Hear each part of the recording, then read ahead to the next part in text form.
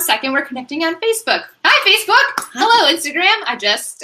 There's so many people. Hi, everybody. I'm Lindsay Kujawa, and I am from Theater.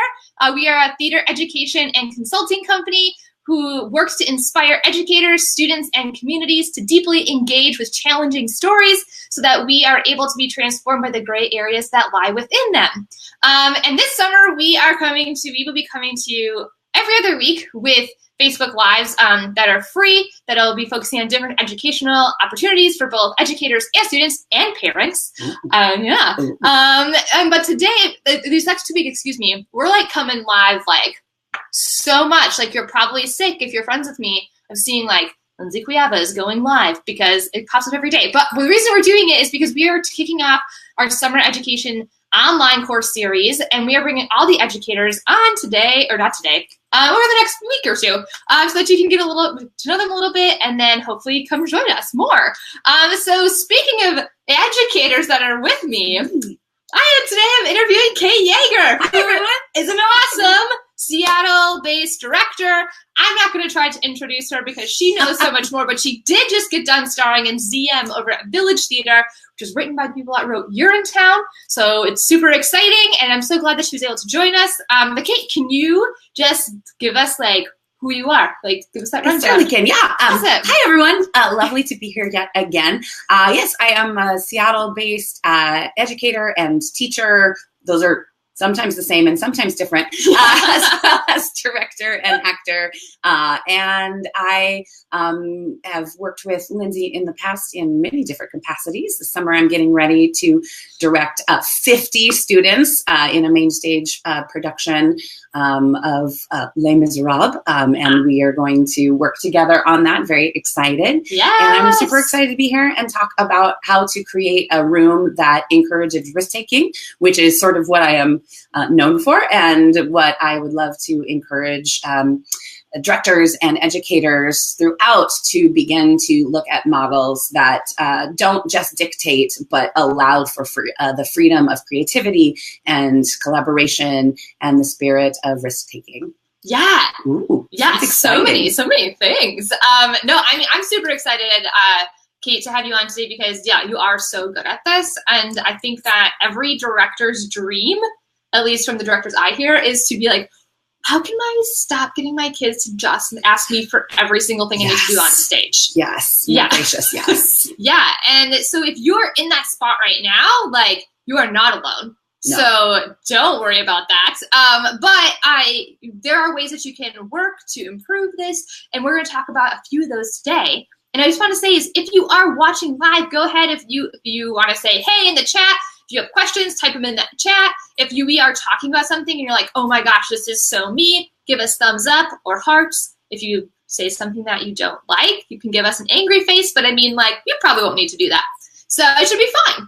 So cool. So we are going to be talking about how to take our room, creating a rehearsal room that encourages risk-taking rather than like direction-hungry students. Yes. So, Kate, what do you have? What would you say? Like, where do you want to start with this? Like, what's your first tip for doing that? Well, my first tip starts once the cast is established. Once you have cast the entire show. One thing that I have started to do with the help of some theaters here in town and that we've explored through the years is starting by looking at our cast and noting who our veterans are, folks who have done a lot of shows, who are familiar with the process, and for them, it's coming back in and it feels comfortable, as well as then the students who are new to the program or who maybe don't have as much experience. And what we do is we work together to put them into smaller groups. So we'll have groups of maybe 5 to 10, depending on cast size. I try to do about 5 to 7 if I can. Okay. And on that very first rehearsal, we assign them into their groups, and then I give them time to come up with, first of all, a nice icebreaker name, getting to know each other, things that they have in common as a group, find the 3 things that everyone in this group has in common, or the 3 differences that they have, but then also giving them an opportunity to create a team name as well as a team cheer. And then having them check in with those groups at least weekly, if not more often, in an attempt to not only sort of give them right off the bat a smaller group of students that they can engage with, and if they're the new kid in the room, feeling like they have at least a tether to a small group of people, but also with the mix of veterans and folks who are newer to the process as you go along, as we get towards Tech Week or things like that. I encourage them to have discussions with each other about questions like that they might be embarrassed to ask me or stage management because they think maybe they should know it. So things like, what do they mean when they say get into your, get into just mics? What does that mean? Do I have to put on my costume too? Or what is a Vondel probe? Or any of those kinds of things. So it's also just a way to then have them be accountable with each other.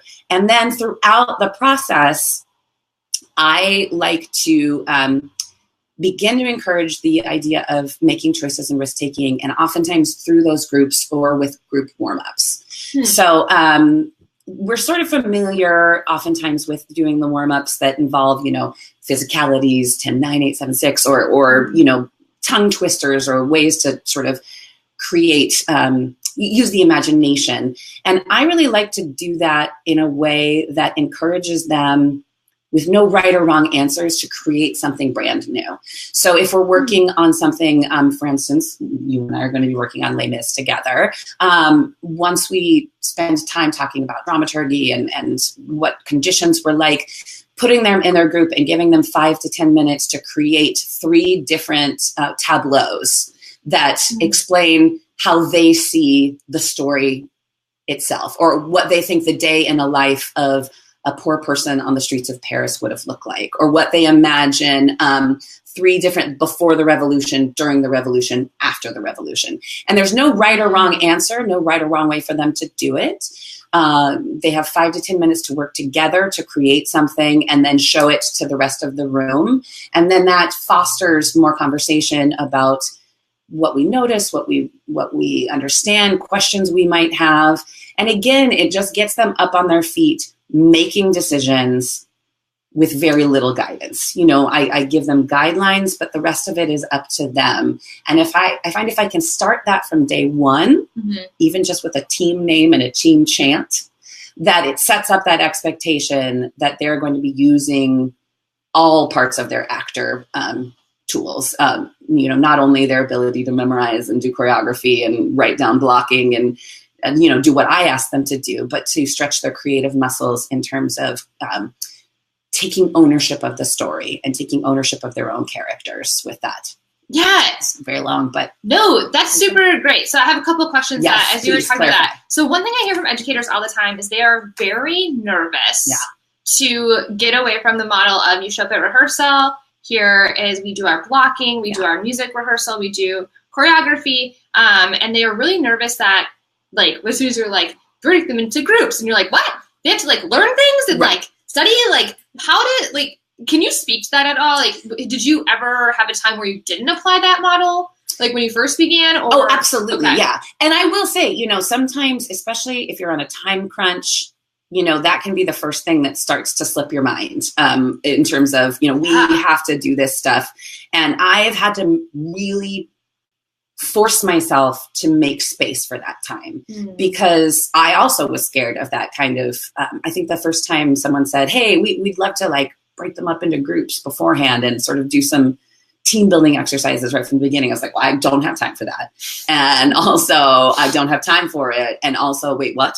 But through the years, I've taken that and really embraced it. And it's amazing how much more productive I feel like our rehearsals become when we spend that time, especially at the beginning of the process, to build trust and to allow room for creativity. But what I've learned is I have to be specific about that from day one. Okay. So in the past, I have had students who have not been as successful right away as I would want them to do because I was hoping that, I was leaving room for them to make choices and they were waiting for me to tell them what to do. And when I didn't tell them what to do, it made them feel either that I was ignoring them or that I didn't like what they were doing or I'd given up on them. Whereas that is just the exact opposite of what I want to do. So on day one and throughout the process, I remind everyone, hey, I have an idea. I know what I want the shape of this show to be, but you have been my missing ingredient. And I want to know what you bring to this process. So I'm going to give you the freedom to make choices. Now, I'm going to clarify those choices. I want you to try something. And if it works, I'll tell you when it works. If it's not quite there, we'll talk about it. If I like part of it, but not all of it, because I'm looking at the rise and flow of the entire show. There have been times where kids have made amazing choices. And I've had to say to them, that is the most amazing choice. And that is not the story we're telling right now. Yes. One of the things that I always tell them day one is the first person who I have to ask to pull back from a choice is going to get like a big cheering dance party, because as a director, I would so much rather have people making big, bold choices and to say, yes, clarify, pull back and raise this up, than to try to cattle prod people into make any kind of decision whatsoever. So that very first time in notes, and I make everyone know that I have to pull someone back, we do like a little cheer, we do like a little dance party. And so also then hopefully that encourages everybody else to see that when you do make a big, bold choice, because it's personal, right? And vulnerable. When you make a choice as an actor, it is you putting a little piece of yourself out there. And when someone says, not that direction, it can feel very, very like a personal issue rather than a director choice or an artistic choice. So celebrating that as a group and realizing that that's exactly where we want to go together is also just really important. I love that celebrating idea. Because it is it's a big deal. If somebody is willing enough to put themselves out there, you totally should celebrate that. Yeah. So Andrew Koofman has hi, Andrew. Yeah, he is on Instagram. He has just blown up our feed, and he's saying that he gets a lot of team building in at the beginning. Yes. And sorry, I had to read sideways because my phone is sideways. So if you're like, "What is Lindsay doing?" and Instagram gets a nice look at my face. You kind of look like a puppy. Yeah. Oh, I'm a puppy. That's great. I like this. So Andrew said, I always compare it to Thanksgiving dinner, where I bring the turkey, but I need all of you to bring the mashed potatoes and the sides to contribute to the meal. Yes.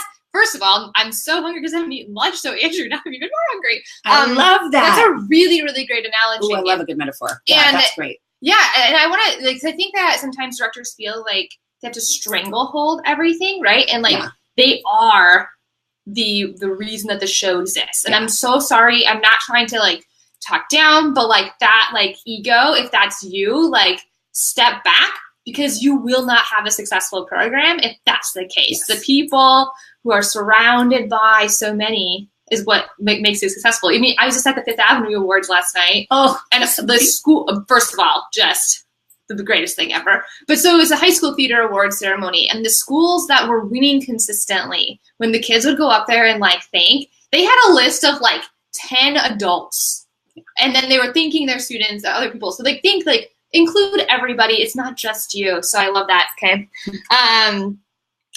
Yeah, he said otherwise he doesn't get his mashed potatoes. So you gotta bring it. Yeah, so you're right, Andrew. As we know. Yeah, very, very important. Yeah, and I will say that I do have to remind myself of that commitment to the group when we get to Tech Week, right? Because that's when it starts to get time crunched, and I always try to make room at least one of those long tech days to come back together as the small groups to connect with each other, and really just to also get a little bit more love and kindness. And, that's the time where I make them say, go around the group and just say something really nice about the person next to them. Yeah. And go all around the circle to have I really love it when you do this. One thing that I do sometimes, and Andrew might have done this, and I stole this from another teacher because this is what we do. It's why we have things like this. Exactly.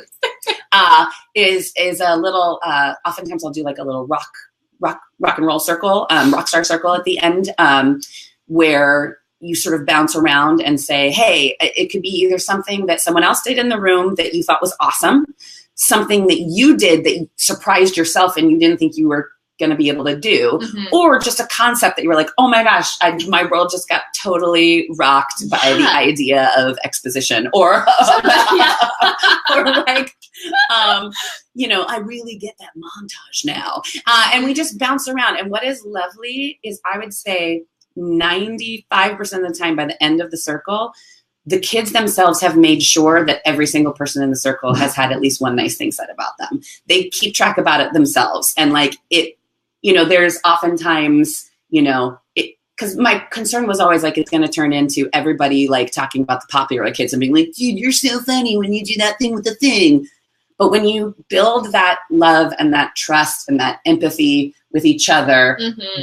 I start to see them really taking care of everyone in the circle and making sure that the one quiet kid who maybe like has been unsure of themselves the whole time, someone will say, hey, I noticed today that your grapevine was awesome. Oh. You know, and like, it might be something that I didn't even notice. And the look of triumph on that kid's face, just for being recognized and for being, you know, it's really lovely. Yeah. And I think so, like Andrew just said also, like, and I totally echo what Andrew says, like celebrating those little moments, even if you have so much that you need to do in a rehearsal, are really important. And I mean, it's so true. Yeah. And a lot of what I hear you saying is really, in order to create a room where people are willing to take risks, you have to have trust. Yes. And it's not just between the director and the student, it's with the full cast. Yeah. Because, And it's, you know, it's setting up those expectations right from day one. And also just admitting, you know, taking your ego out of it as much as possible. And sometimes that has been me saying to someone, hey, I told you to do this thing. You did it. Thank you. I was wrong. Let's try this instead. Because as an actor, I can tell you the number of times that I've received a negative note for something where I have been doing what the director asked me to do. And the way I'm given the note is sort of I don't know why you're doing it that way. You know, when all I've been trying to do is make you happy. So if you can remember those times, you know, in the moment, to just be like, you've been doing exactly what I asked you to do, but because of the way the scene is shaping up, let's try it this way. Yeah. It is the smallest of things, but it helps with trust with me. It helps the students trust themselves. Yeah. You know, and I'm not always good at it, at remembering things, you know, but I also sometimes will just say that and say, hey, I may someday give you a note that completely contradicts another note that I've given you. Know that it is because I am seeing things in the big picture that mean that this particular moment may have to change. And if I ever tell you to change something and you think that you told me to do it, you're probably right. Yeah. But also know that I've got your back, and that I'm doing this because I'm not going to let anybody go out there and look ridiculous, right? One of the pep talks I give the kids always is, I believe that the only way you can truly ever really look dumb on stage is if you think you do, right? If you commit fully to what you're doing, we will go there with you. And even if we're asking you to be, you know, you're doing Susical, and so you're like, I don't know how I'm not going to be ridiculous being, you know, a bird or a, you know, an elephant or like a tiny who, right? The moment you look ridiculous on stage is when you don't, like you look ridiculous on stage. If you're committing to what you're doing with, you know, unapologetic enthusiasm, you know, trust me, your director, to know when we've gone too far, to know when we need to pull back, to know when we need to work on the overall picture of things. It's got to be that two-way street. Another way to sort of help foster that is to have an open suggestion box, or more like a question box, not suggestions. Because I'm sure they have a lot of suggestions for me. Most of them involve my taste in music. But for questions, and they can sign it or not, and it's for anybody on the team. It could be for costumes or sound or choreography, things that maybe they're like, I just am embarrassed to ask what that's, you know, is it a step touch or a step touch? And I don't want to ask that question in front of everyone. So I'm just going to write it down and put it in. And then if they put your name, you can check in with them. If not, then it becomes hey, everybody, we have a question about the step touch. Just as a reminder, it's a this and this and this. Yeah. And then that way their question has been answered without them having to maybe put themselves out there in front of their fellow castmates when they're maybe feeling a little reticent about that. I'm a huge fan of the suggestion or the question box. I also had suggestions at one point when I ran my own theater company. I just had like right by the door. And after about 2 weeks, I was like, I'm going to change that to questions. Yes. Yes. Because I was like, oh, I know there's lots of things I could be doing. So yeah. Usually it involves more snack time. It did. And we had a kitchen in this place. So like I would cook dinners and the kids would. So like it all revolved around like, do we have more stuff in the fridge for us to eat? That's like, amazing. Can we stop dancing so much? But I love it. I digress. So yes, I love the suggestion box. Yeah. Leaving room for questions, leaving room for mystery. Mm-hmm. Let me say this, because I know time management is always an issue. My personal philosophy is I try to rough block everything as quickly as possible. Okay. When you're doing a musical, of course, you need to start with music, big choreography. But if I am just doing a straight play with no music, my goal is usually to have the entire thing blocked within the first week to maybe like week and a half. Okay. Even if it's just broad brushstrokes, right? And I'm clear about that when I say like, here's the big broad brushstroke. And then it is in the running of those scenes and the playing of those scenes that we have time to create together.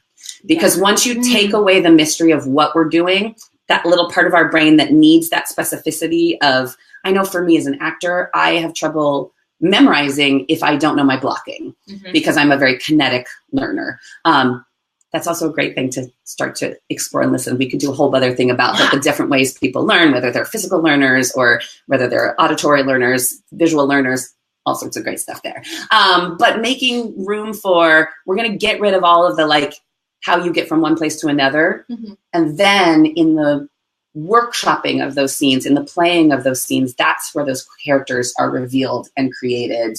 And that leaves room. It ultimately saves you time by doing that really quickly. I mean, of course it saves you time because you did it quickly, but you will have time for things like character walks and character, getting into their bodies and their voices and finding the ways. I try to have a really open conversation at all times. If I've got young women playing roles traditionally written for men, if it is open-ended in the performance of it, I'll say, how would you like to present yourself? If it doesn't change the script, it doesn't change the authorial intention or all of those good copyright things that we have to be careful of. But, the cat in the hat is the cat in the hat. And if the cat in the hat is like, you know what, I would love to be glamorous cat in the hat who just comes in with her heels and just makes things happen. I'm interested in having that conversation.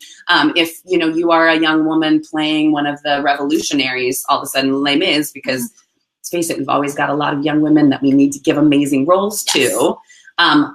If there's room for the conversation of how do you see your character, right? Are they a young woman who is studying? Somehow their parents, found the money for them to study. Yeah. Or do you want to be a young woman in disguise? And there's a lot of things that the audience will never see, a lot of things the audience will never know, but that student taking ownership over their character and knowing what their journey is, makes them invest in the whole thing more.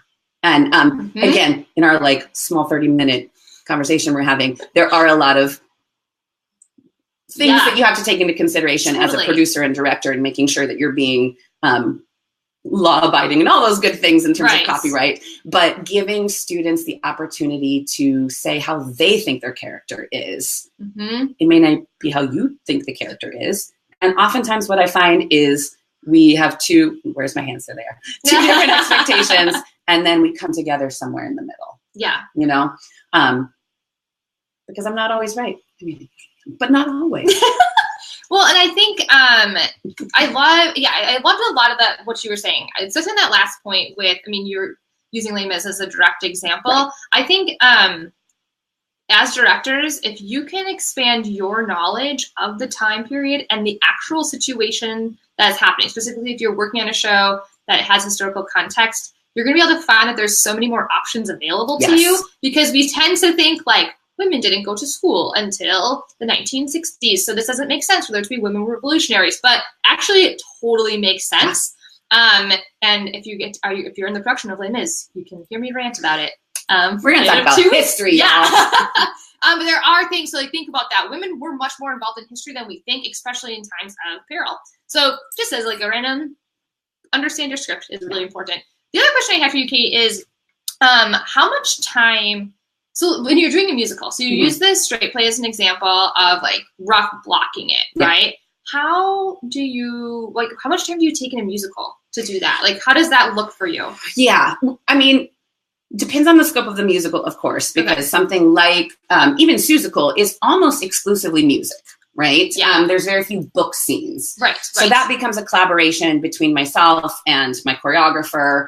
And that looks very different than, let's say, something like, I was trying to think of Fiddler on the Roof, let's say, that has really big numbers, but then smaller numbers. And that becomes really good time management with your team when it's available, so that I can, once the big group numbers are out of the way, that's what we aim for first, is learning all the group music, so that then my music director can start to work with smaller groups, more individuals, the soloists or the duets, while I can start to take the bigger groups and put together those big group scenes. And start to use our time simultaneously. And then even as we go forward, then my choreographer can start to grab people who are only in, so really knowing, if you can, right, within those first like 3 or 4 days as you're getting to know voices and things, who you're going to put in what group numbers. Not everybody has to be in every number. Oh, you said it.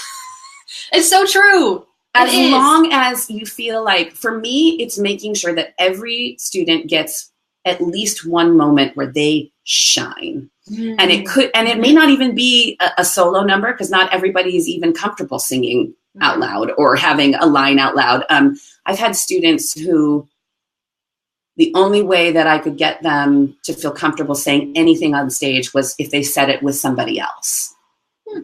And them saying that thing on stage would result, like, I'm thinking in particular, their parents came to me just weeping because they didn't think they'd ever see their kids say anything publicly. So even just saying it with somebody else was life-changing for them, And then and then that student started auditioning for things, and then like getting tiny like little solo lines, right? And like growing in confidence. But not everybody has to be in every group number, and that's actually oftentimes better, so that you can, for instance, when we did, I did Beauty and the Beast last summer with, again, 50 kids. And we were sort of able to separate out, like, you are going to be our main villager core, and this is going to be our main household core. Now, there was, for something like Be Our Guest, where you need everyone, including people just walking out on the sidewalk, and just pull them in and throw them into a feather duster costume. Those were all hand on decks. But what it meant was, slightly fewer people in each big number, but more chance to shine within that group number. Because if you feel like you have to throw everybody in every single number, it's impossible to give anybody a moment to really, other than your leads. And that's not the point, right? I mean, your leads have built in, of course, time to shine. So I am always looking for ways to break the ensemble into smaller groups so that they can have their moment to shine, not just being, third villager from the back all the time. Yeah. No, I love that. Oh, it's so controversial, but if you can do it, it's so great. Yeah. And it helps you too, because then you can work things at different times. Oh my gosh. Yeah. It just cracks open a whole new world for you. I love this. So Kate, we have like 3 minutes. Okay. Do you have any other things that you want to share that were going to help us make this risk-taking environment? I think just leaving room for ambiguity, but always having a conversation about when that ambiguity will be clarified, right? Because it's easy to feel like you're free-falling all the time if you never get feedback of what you're doing right now is working, right? We've felt that before, where we've had, either as an actor or as a director, someone who just seems to start to give up when what they're doing has been wonderful. And when I check in with them, they say, well, you didn't tell me, so I didn't know what I was doing. When in my mind, I was like, you're doing awesome. Don't change a thing. But I need to be explicit about that. And I always tell people that as we get closer to Tech Week, I'm going to get more and more specific. So I start very broad, and then every week we clarify in more and more and more. And then by the time we get to Tech, everything should pretty much have been settled on. Of course, you still make, realizations and discoveries, but I try to be very clear about, yes, I know ambiguity, and now here's your clarification. Yeah. Yeah. I make this shape a lot too. No, I love this. Yeah, I think, I love the have ambiguity, but give timelines, because kids get so anxious. I mean, we all do, right? If we're like, Preach. We'll come back to that later, or we'll get to that at some point. Well, when is that? Our show opens in 3 weeks. It's fine. You have all the time, but give that time. It'll really help the stress level. And if you say you're going to follow up on something, follow up on that thing. And that can be the hardest. And that is particularly, something that I have to hold myself accountable for, and that I ask my stage managers to hold me accountable for. I have them keep very close track of times when I say, we'll get to that later. Yeah. And then if I'm not going to get to it right away, just reminding myself to say, hey, I know that we still haven't done that thing. We are still going to do that thing. Mm-hmm. And then making sure what's that word? Do that thing. Yeah, I love that. Awesome. Well, Kate, I just want to say Lindsay, thank you so much for coming on. This was super helpful. So short. I know, it was so short. We could keep talking. We were saying before, we were like, we can never just get together for such short periods of time because we have so many things to talk about, both this topic and just our lives. But this was awesome. I'm so glad to have you on. And so this summer, Kate is actually going to be teaching a masterclass in directing for us. It's going to be all online. So you can attend in your pajamas if you want. Yes, I'll be in my pajamas. Wait, no, never mind. Reverse it. No. So that actually begins on June 25th. So it's going to be 3 Mondays in a row, June 25th, July 2nd, and July 9th. I think I did that math right in my head. We'll find out. Yeah, and they're going to be 90 minutes long. Kate will be working. She's going to take you into the rehearsal room with her. She's going to be working with students and showing different ways that you can incorporate character development and how to do a lot of what she was just talking about in this video. So if you want to learn more, I would totally invite you to sign up for that class. I'll put the link to the class in the bio, but if you just go to retheaterco.com, you can find it very easily there. And yeah, if you are watching this in replay and you have questions, please comment them as you're going. We will come back and answer them. And then, yeah, I just want to give a quick shout out for some upcoming things that we've got going. So as I mentioned, we are coming to you live so many times that you're probably sick of this. But we have 3. Registration actually closes a week from tomorrow. So if you want to register for any of our classes, get on that. We are going to be I'm going to be talking with Michael Nutting, who is a music director in the Seattle area. And we are running an audition prep class, and we are going to be doing a 30-minute Facebook Live on 5 things to do to start getting cast more often right now. You can do them at home. It's going to be awesome. It's going to be next Monday at 4 p.m. Pacific time. Next Tuesday, I'm going to be doing a podcast live called Why the Why Matters, which is going to be looking at how being intentional with our show selection actually will increase student and audience engagement. Yes. So it'll be super nerdy, but also fun. And then next Wednesday, the day we close, we're going to be talking with photographer Mandy Asplin from Mandy A Photography, who's going to be doing headshots for our audition prep, and she's going to be giving tips of how to nail your next headshot session without having to do a whole lot of extra work and not get it reshot. So check those things out. As always, if you have questions, feel free to DM us, to email me, whatever. I'm super excited to keep working with you. Thanks again, Kate. Oh my gosh, let's go have Thanksgiving dinner. Let's do it. I'm so excited. All right. Bye, everybody. Oh, I'm really bad at this. Instagram. Bye, Instagram. Bye, Instagram. Bye. How do I end this? Bye-bye. Bye-bye. Oh, no. Bye-bye. Oh, no. End. End.